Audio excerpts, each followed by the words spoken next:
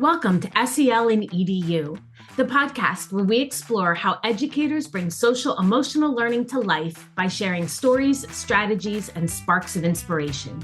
I'm your host, Dr. Krista Lay, owner of Resonance Education. Thank you for joining us on this SEL journey.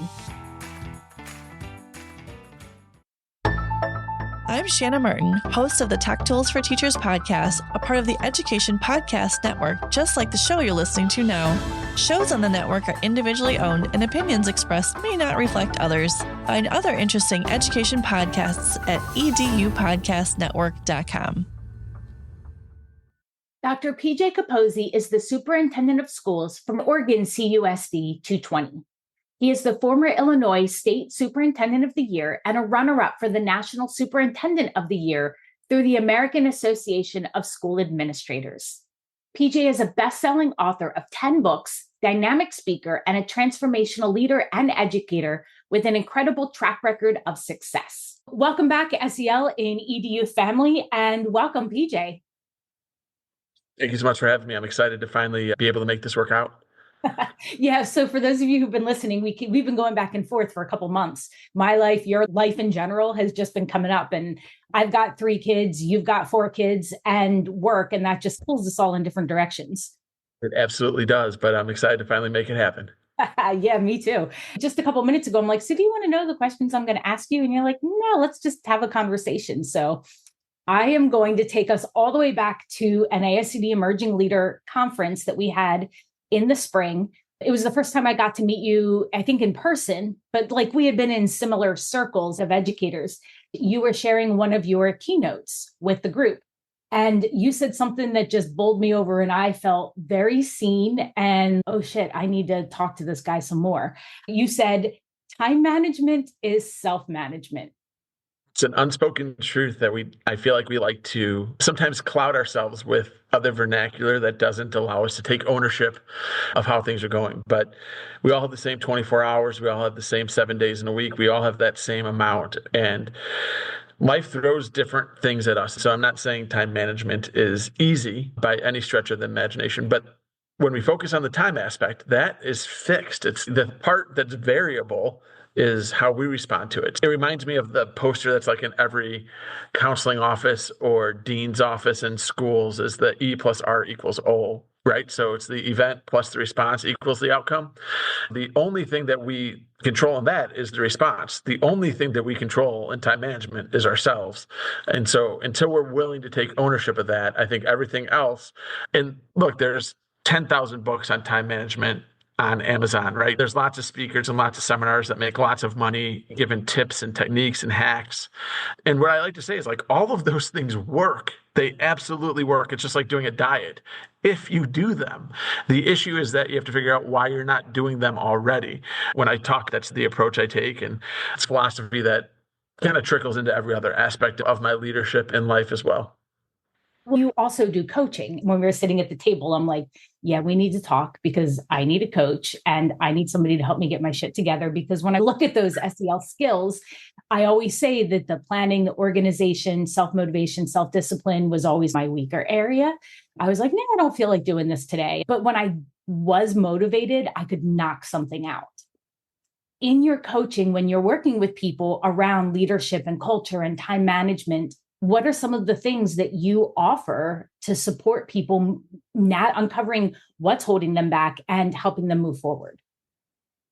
I use Enneagram a ton. Enneagram is one of many different types of personality type behavioral assessments, and people either subscribe to them or they don't. So if I find someone who likes Myers-Briggs, they've also taken DISC and they've taken this and they've taken that. And then other people see them as pop psychology and dismiss them writ large. When I was introduced to Enneagram, I was somewhat in the middle where I was curious. I think anyone that does anything with brain science knows the brain likes learning about the brain. So they were intriguing, but I also was somewhat dismissive of them, largely because I felt most of them told you like definitively what you were. What I like about Enneagram is it tells us what our dispositions are, not necessarily what we are. In many ways, it's limitless instead of limiting. So when I do Myers-Briggs, again, which I think has value, but I'm an INTJ, And that's just what I am. When you do work with Enneagram, it tells you this is the kind of your default, but here's the work you can do to behave differently in different situations. I use that as a backbone of a lot of my coaching. Some people are responsive to it, other people aren't. And then I just use it anyway by asking them questions and essentially not using any of the vernacular. The kind of the thesis of how I work with people is typically most people's superpower is also their kryptonite, which is a really weird thing to conceptualize. So the thing that makes me successful in my life is also the thing that brings me the most trouble. So for me, it's the fact that I love conflict. I am willing to have very difficult conversations. I'm willing to say things that everyone in the room might be thinking, but no one has the courage to say. So I'm that guy. And so in many ways, that's great. I'm really good in crisis. I'm good in areas where there's a void in leadership to assume. The bad part is that not everything needs to be a fight, right? What I found in my career is that I self-sabotaged a ton because I was constantly seeking conflict. That's just my own personal example, but in coaching, I find it is the same way a lot of times. It's whatever is what makes us elite and is our superpower and gives us all of the juice that makes us really successful in what we do, typically is also the same thing that when we look at the foil of that is what's holding us back. My role as a coach is just helping expose that to the person so that then they can make different decisions so that they don't keep getting the same results that they have previously.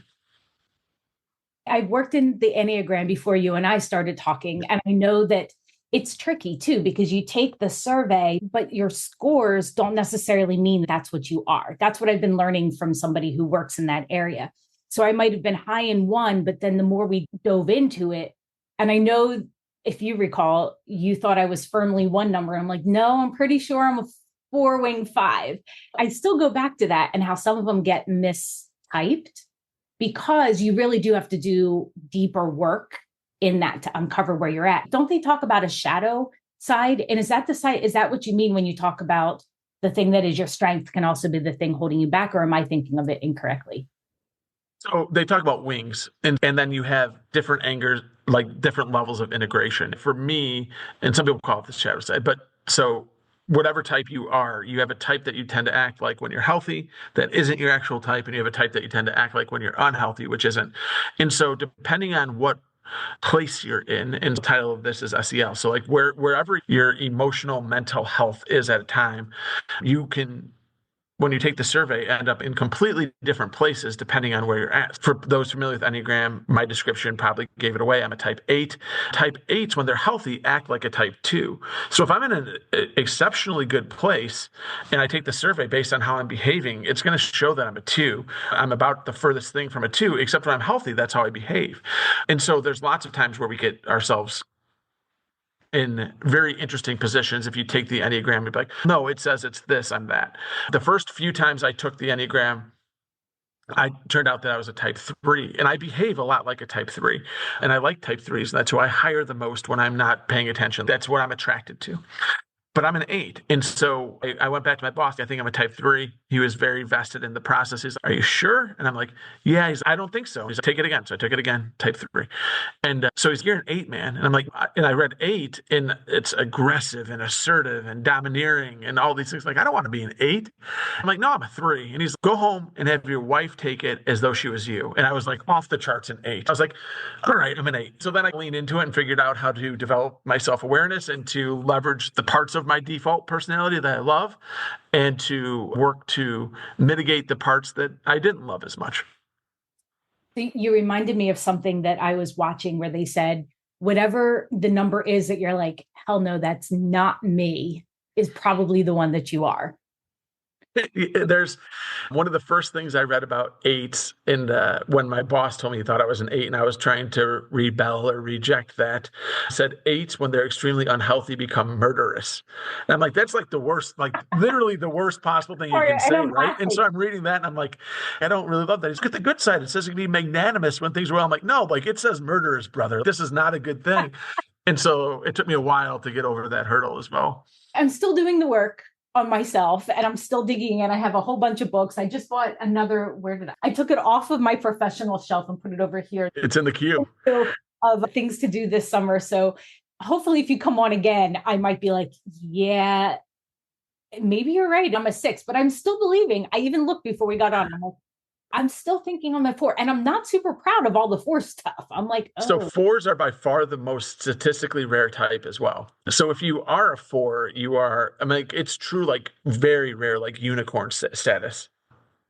so There you go. so let me also go back and say that in the Myers-Briggs, I'm an INFJ, and that is also the rarest type of the Myers-Briggs. Okay. And I have taken that for the last 25 years. And it shifts because it gives you the percentages, right? So Yep. sometimes in my life, I've been like overly introverted. But when I needed to start the business, or when I went back to school and left my job at the school district, I moved back towards introversion because I had to, if I wanted to achieve my goals. And there were things with that, but I do think we shift a little bit, but I've always been an INFJ.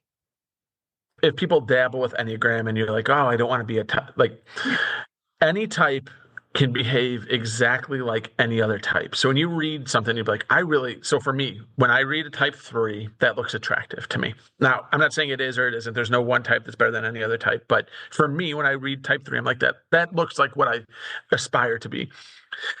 Any type can act like it just takes you more energy. So the reason they brought up is when you brought up the the introversion, extroversion. I'm an introvert. I can act extroverted. I'm a speaker, right? I have to be extroverted at times. I do book signings that requires that. I'm just exhausted at the end of it, right? So my wife and I go to a dinner party. She's an extrovert. I'm an introvert. We act the exact same. At the end of that night, she's fired up and I need a 3-day nap, right? Well, the same thing happens with Enneagram. As an 8, I can act like a 1. It just is going to take me mental, emotional, physical energy to get there.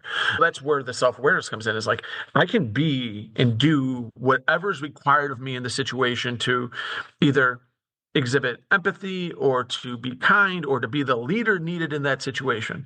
It's just going to wear me down. My default is being very command, control, dictatorial, and directive.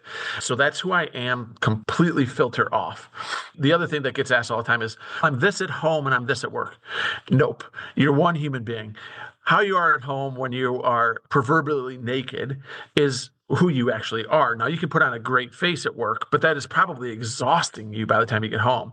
Part of what's happened in my work in doing this is authentically leaning into the fact that I am incredibly flawed and unique and in some ways odd, and allowing myself to be authentically who I am at home and at work, because then I am not in this state of exhaustion all the time trying to play somebody like I'm on screen, as opposed to just being authentically who I am. That has me thinking back to my first couple of years of teaching. And I really felt I was young to be teaching high school just because of my birth date. And I was 21 teaching upper level grades. And I always felt for the first couple of years, I was 2 separate people. I was my person at home and my person at work.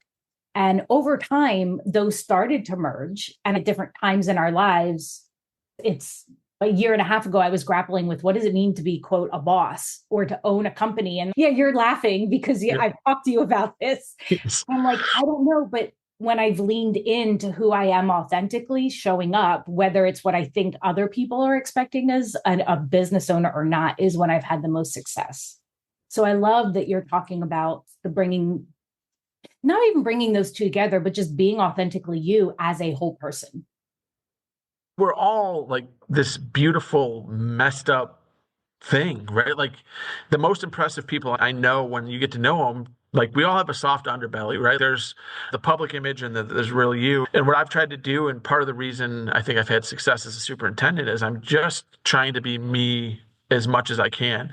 I have to tone down the cussing and some of that stuff, right? That I normally do, but in different settings. But I've leaned into being exactly who I am, right? Like not a suit and tie suit guy. That's not who I am. And when I quit doing that, guess who cared? Nobody. So I'm a quarter zip guy, which I know is a silly, simple example, but there's so many people like superintendents that have been in the job for 15 years and they'll come visit me because we're doing good things, and they'll come check out our district. And they're like, oh, you're awfully casual today. I'm like, this is actually pretty dressy for me, brother. This is who I am. This goes to some of the talk that I do on time management as well.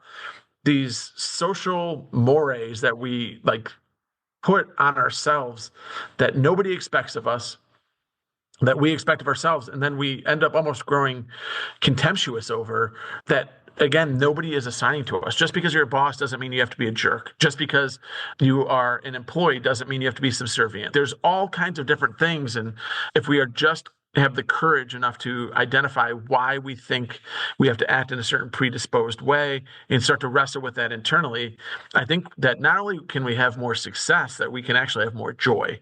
Our life's work is important, and we're going to spend so much of our adult lives doing it, but we should be able to have some fun doing it too, and be able to do it with integrity and feel good when we get home that we didn't just play a role, that we actually got to be who we are. So you just mentioned joy. What does joy mean or look like for you? My perception of joy is probably a bit warped. So I'd say that I have deep gratitude, and that's easy for me to be grateful for the fact that I've got 4 healthy kids that in their own ways are like perfectly imperfect the same way that we all are, and getting to know them as they're growing and seeing the beauty in who they are and also the beauty in who they aren't and how they are internalizing some of the things that we tried to teach as parents and rejecting other things that I think they'll come back to in a few years. Being able to watch all of that allows me to have incredible gratitude. I would say joy for me comes in a weird manifestation. I talk about this a lot publicly, but I'm a 3-time cancer survivor. So at 44 years of age, I've been through some stuff.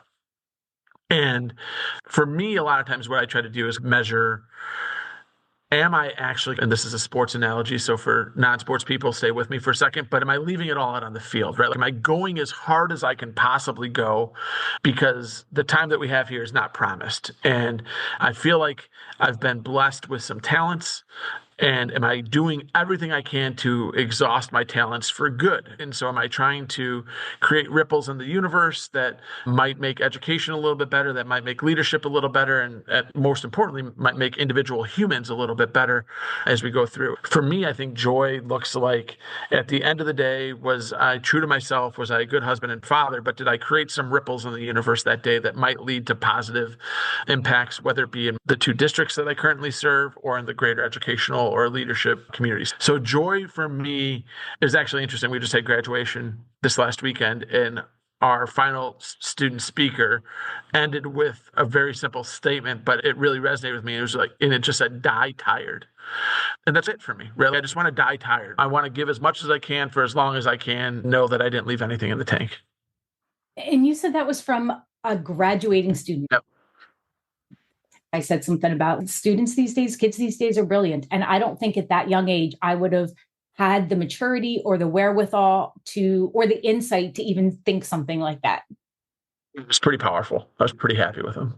I keep quote books and I look at movies, and I would have found it somewhere, but I wouldn't have been able to put it into those words in that way that it would have meaning, that I'd want to share it out with people. Yeah, Jack Washburn is the student's name, so shout out Jack. Really impressive kid going to Alabama next year. But yeah, it was great. And it just, again, it's funny because you and I both are voracious readers and consumers of content. And then every once in a while, you stumble upon something in the place you least expect it that says something that you've either been saying yourself or been thinking, and then they say it so simply and subtly that you're like, oh my gosh, like how could I not put that into perspective? I close most of my keynotes with a sentence I heard on an MMA podcast, of all places, right? And it's the quote that the true definition of hell is that on your last day on earth, you get to meet the man or woman you could have become. Sometimes as I'm trying to make decisions, I think about my core values, and I think about, is this something I'm going to regret not doing or doing at some point in my life? And if it passes through my core values, then it goes on to that one. Am I going to really regret doing this or not doing this? It is interesting. And that's a statement that comes up, and I've discussed with a few people before, but regret's so interesting because I think if I had unlimited money right now, would I be making different decisions with my consulting and personal business? Or if I had no money right now, would I be making different? So there's all these permutations in the universe. And so I think about that quite a bit. There's so many different things that could go in so many different ways, and try and make the best decision given the current context.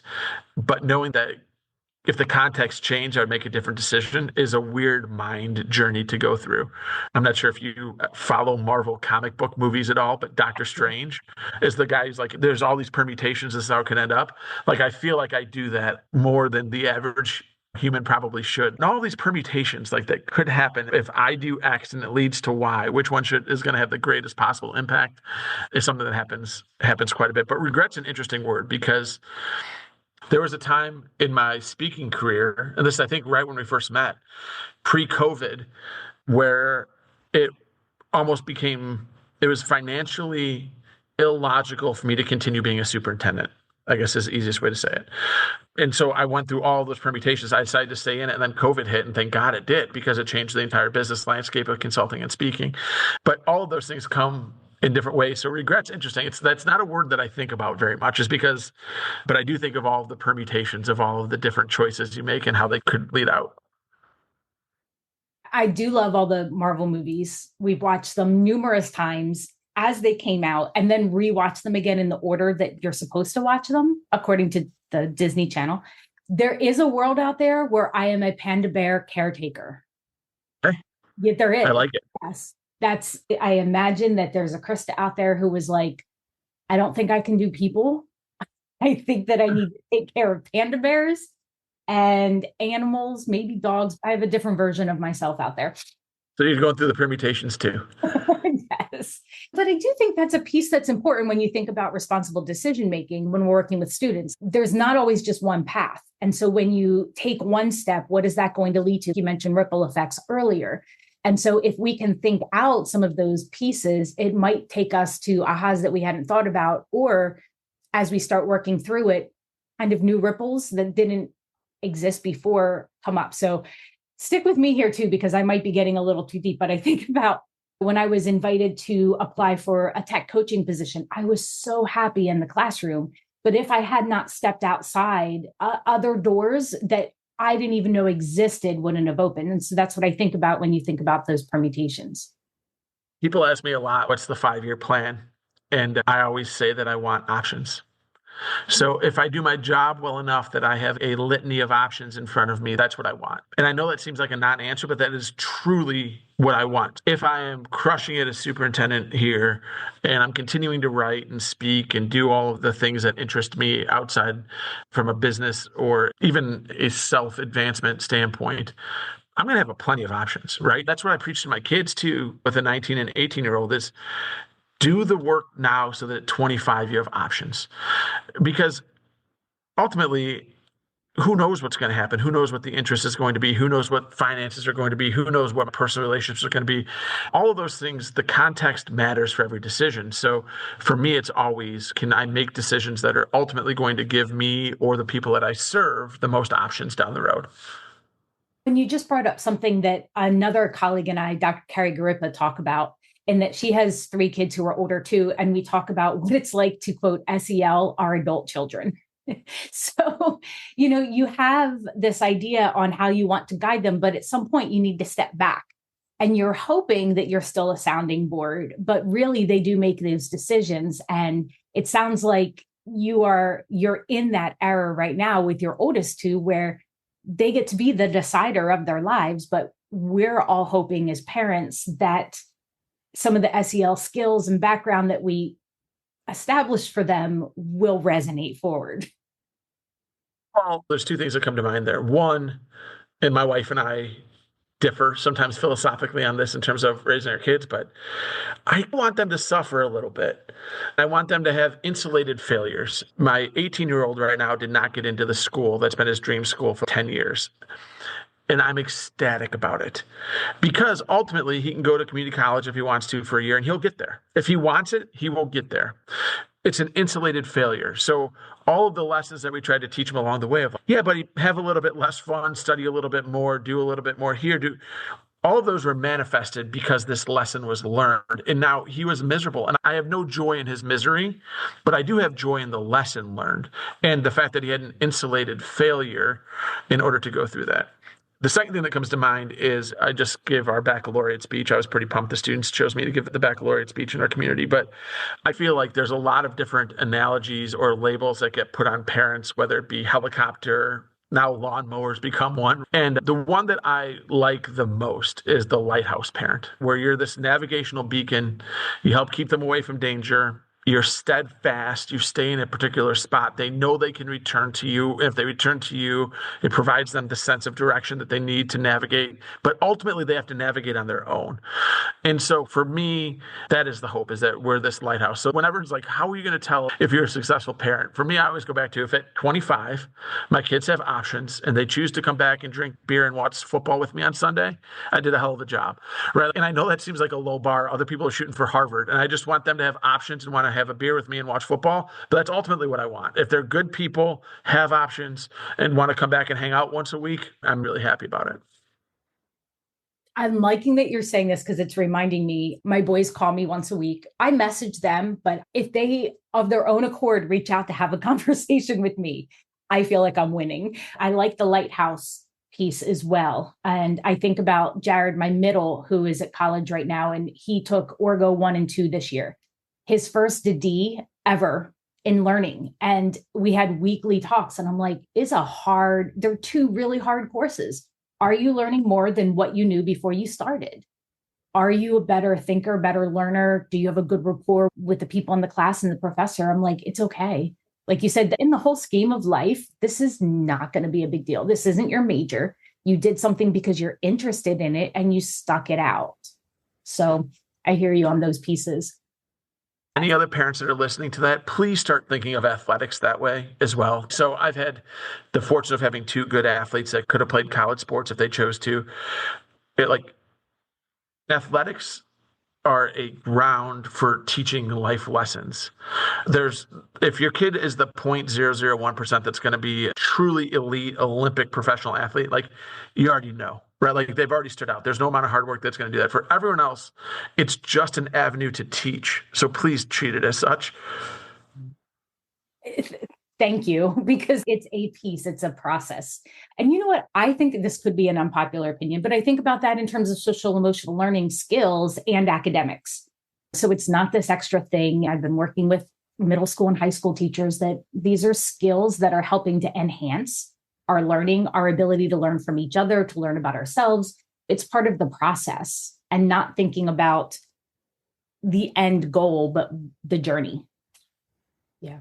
You've mentioned that you're working at 2 communities, and I know the story, but I know that people who are listening are like, wait, did I hear that right? Let's rewind. Do you mind sharing just a little bit about that? I would start with 0 of 10 recommend. We'll start like that's. I'll start with that. It's only going to be for about another 6 weeks here, but we had a really unique situation. So I love the district where I cut my teeth as a superintendent, and people complain about boards or communities, or like, I had the world's best. They let me be authentically who I am. They let me make mistakes. They supported me.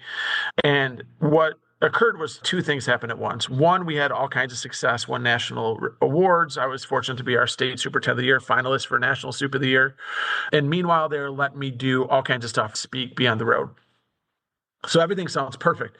The issue is, as I talked to you a little bit about self-awareness, like, I needed a mountain to climb. We got to a place where, and we weren't the perfect district. I don't want to make it seem, and I definitely wasn't the perfect superintendent, but we went from pretty dysfunctional to very good. I don't think we were great or excellent, but we got to very good.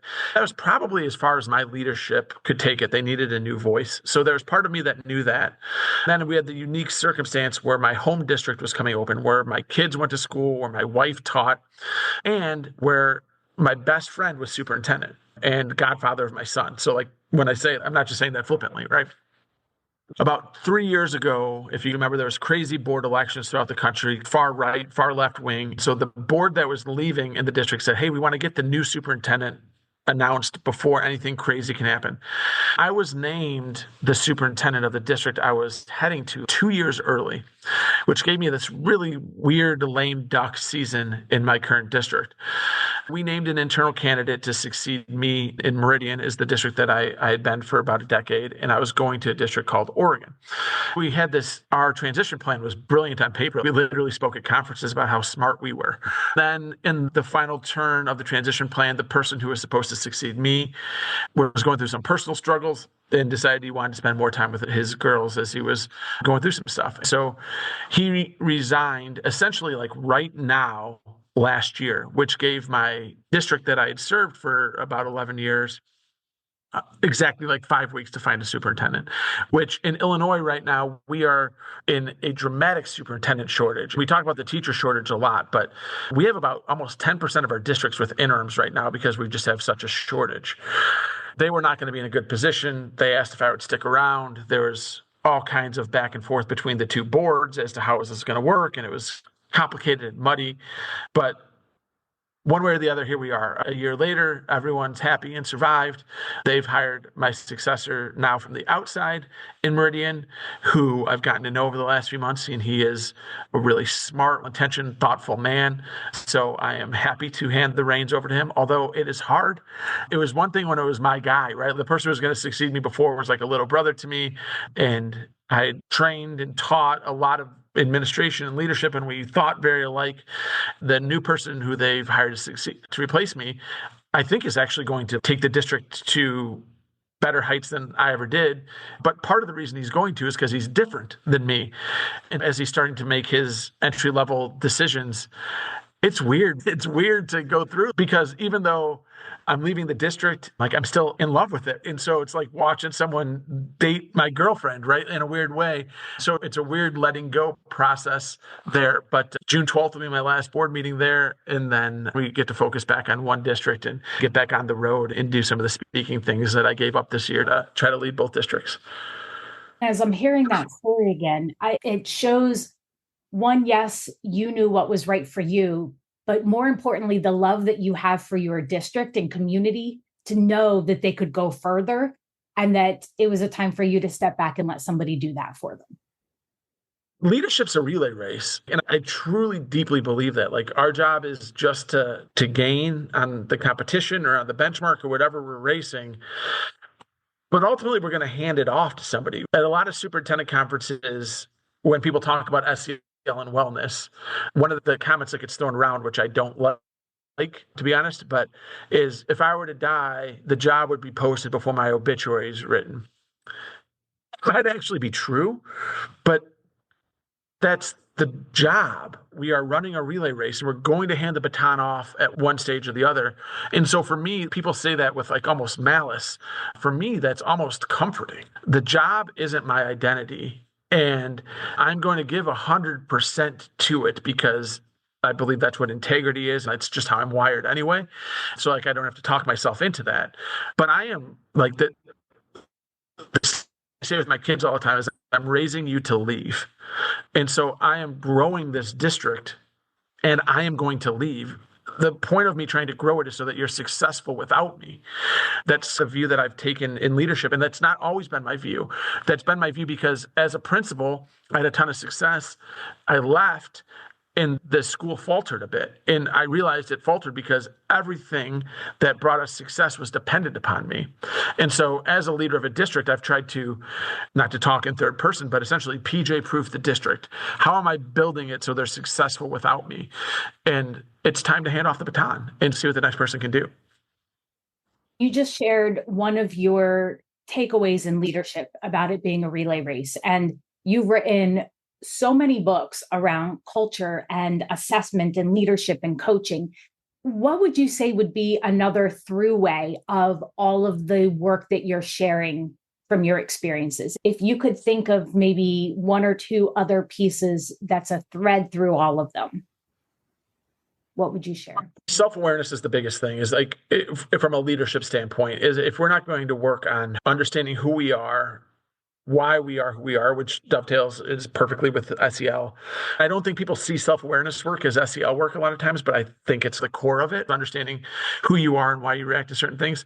Ultimately, we are our greatest limiter, I think, in many ways. A lot of the coaching that I do and a lot of what is just to empower people to be their unabashed self and to bring all of them to their job. So one of the things that my mentor, my buddy who I replaced here in this district, says all the time, which again is a very simple truism, and he says it so simply, but it's, I bring all of me wherever I go. And so I can't just bring you the good parts, right? I say this to my board all the time. You're going to get flashes of brilliance. but you're also going to get stubborn and combative because I can't undo that. So I'm going to bring all of me wherever I go, and just to be okay with that and to lead that way and to be authentic in that, because so many people, I feel like, are trying to mitigate whatever they see as their flaws so much and to hide those, as opposed to letting their strengths flourish. Of course, we have to mitigate some flaws, but I will say for me as a leader, I am not naturally a strong collaborator. I'm not. I am a good role player. You tell me what to do, I will stay in my lane and do my role. I am good at asserting control and leading, but just having an equal voice, I am not good at. So I can either spend all of my effort trying to be better at that, or just amplifying my strengths and being honest with the people I work with, of saying, if we're all going to have equal voice in this thing, one of two things is going to happen. I'm going to tune out or tune up. And then having people that are my accountability partners and keep me in check and rein me in and all of those things. But if I am so focused on mitigating my weaknesses, I could never amplify my strengths. And so far too many people in leadership have a hard time. They're trying to be so perfect or play a perfect role all the time, instead of just letting their natural strengths, which is more than enough, just be amplified and leading in that image. That kind of ties to everything that I talked about. We have to have awareness, but then don't be so concerned with all of your weaknesses. You're flawed. You are. I am super flawed. I can tell you my flaws, probably the second best of anybody in the world besides my wife. So we know our flaws, and it's okay to be flawed. You can still be amazing at what you do. So don't let those flaws hold you back, but focus on those strengths so you can go through. This is a perfect opportunity too, as you're moving back into coaching and speaking and sharing your awarenesses and takeaways from all of your years in leadership. How would people get a hold of you, PJ, if they're like, hey, we need you to come out and work with our leadership or do a keynote, or I need you to coach me to be the best version of myself like I did? How did they get a hold of you? So I'm at PJ Caposey, just first name, last name, at most social platforms. Caposey@gmail is the email. But if you just Google me, you'll find all the contact information and speaking and written examples. The one thing that I encourage whenever I go on to podcasts, I have a weekly newsletter that I send out. I share my thoughts, spray to all fields. Sometimes it's leadership, sometimes it's parenting, sometimes it's very school specific. But I try to avoid school specific because I've got CEOs of different companies that are in there. So that's the easiest way to get to know my work. So if you're intrigued and I want to see how this guy thinks about things, every week it's going to a different place. Just whatever kind of stirs my soul is what I write about. So that's the easiest way to get to know me. Contact me. If you Google my name, you're going to find a million ways to get a hold of me. Thank you.